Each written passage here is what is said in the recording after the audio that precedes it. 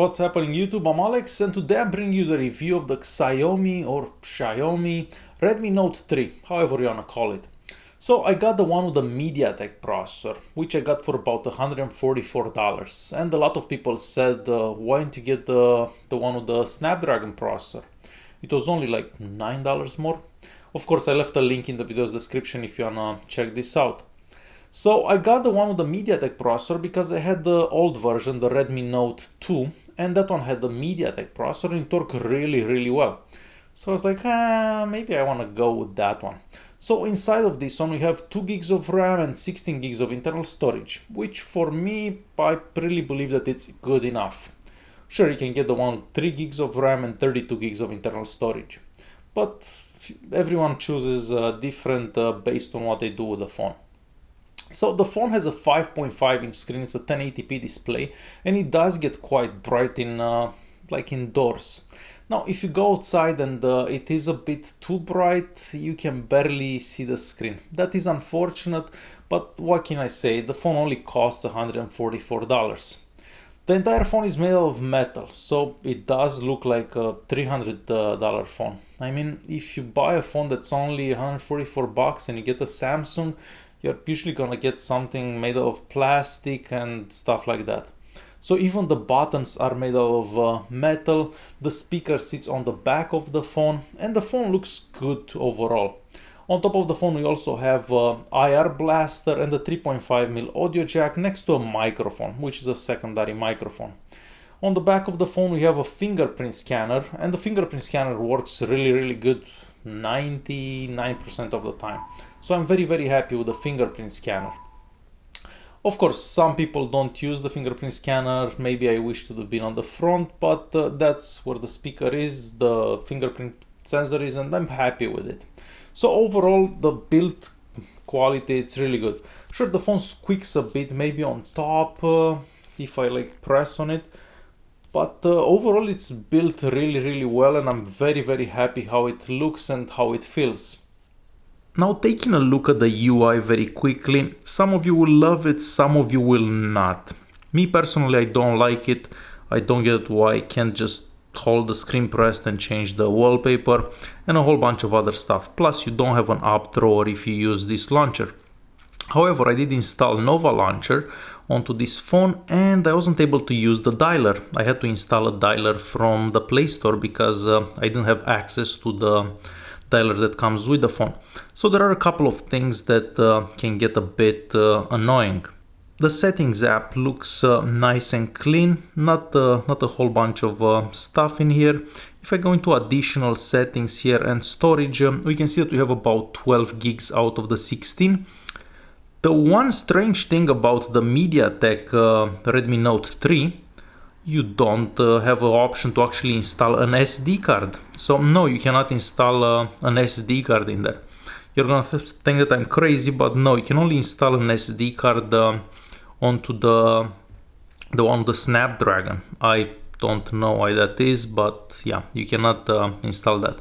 We do have a notification light that blinks to the top right corner there.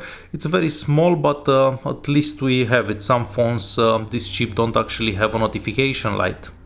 The notification tab on top here looks pretty nice. Everything that you could imagine, and if you swipe left you're gonna get whatever notifications you have right here. It does come pre-installed with what I consider useless apps like this security whatever app, and there are a whole bunch of other apps like Cleanup, UC Browser, CM Security, and a whole bunch of other garbage apps. We do have a theme store, however it's all in Chinese. I wasn't able to change it to English, so I'm not even sure what everything is, and you do have to make an account, and then I put my phone number and I never got a text message. I guess if I go online I could probably make an account, but it just seems too complicated for no apparent reason. Now I'm gonna show you something very exciting about this phone. So I'm gonna go to battery and performance right here. And if I click on battery use and on hardware and then right here on top, you're gonna see that last time when I charged the phone was a day and 15 hours ago. So quite some time ago. Now the screen was on for about 5 hours out of that, and I still have 15% battery. So the battery inside, it's outstanding. Like, I am very happy with the performance for the battery. The gallery app, it's also nice and fast. I mean, you can scroll up, down very fast. And overall the UI is extremely fast. Like, I haven't found this phone slowing down at all. So that's a really good thing for a phone that costs only like $144. On the Antutu benchmark, we get a score of 48,800. That's a really good score for this processor and phone. Here we can see the Android version, which is 5.02, the screen resolution and the available RAM. And on the Geekbench 3, we get a multi-core score of 4437, a single core score of 839, and again, pretty good and decent scores. And here's some more information about the phone. The IR blaster on the phone works really good. However, I wasn't able to use the app that comes with the phone, so I installed another one from the Play Store. Sensor wise, the phone is absolutely packed and all the sensors work really good. So a lot of sensors packed into this phone for such a cheap price. Even the compass works really good on it. So a whole bunch of sensors for not that much money. Now the camera app. Well, it looks a lot like an app from an iPhone. So yeah, if you had an iPhone before, this is gonna look very familiar. Now picture quality, I was able to take some really good pictures during daytime, like really nice pictures. I use the HDR. Selfies are also okay, but they're a bit washed out. Now the bad part is the night pictures. Unfortunately for night pictures, they're very grainy and you can barely make out anything from those pictures. So daytime pictures are great, nighttime, yeah, not good at all. So the camera is very decent for this phone, considering the price and everything else.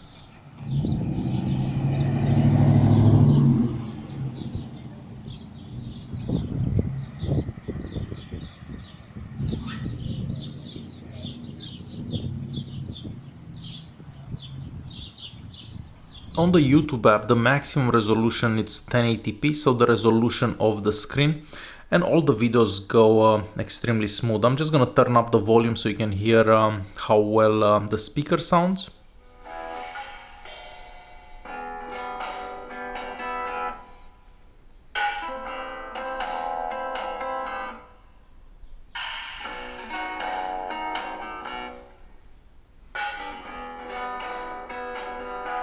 So the speaker does sound loud enough, and it sounds pretty good, I have to be honest. For the GPS test, I'm just gonna open the GPS tester here. And I am close to the Windows, and it takes just a couple of seconds to connect the GPS. So the GPS gets a fix really fast and works really good. On the speed test app, we get some really fast speeds on Wi-Fi and not so fast on the mobile network. However, I wasn't connected to 4G for the mobile network test. To conclude this video, I think the Redmi Note 3 is an excellent phone. The fingerprint scanner works really good. Like, I haven't had any times when it didn't work. The speaker on the back, it's loud enough.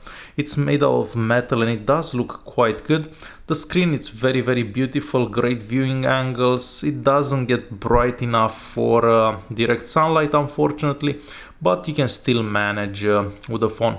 So overall, this phone is really good for the price. I mean, you do get a lot of value for $144, how much this phone is.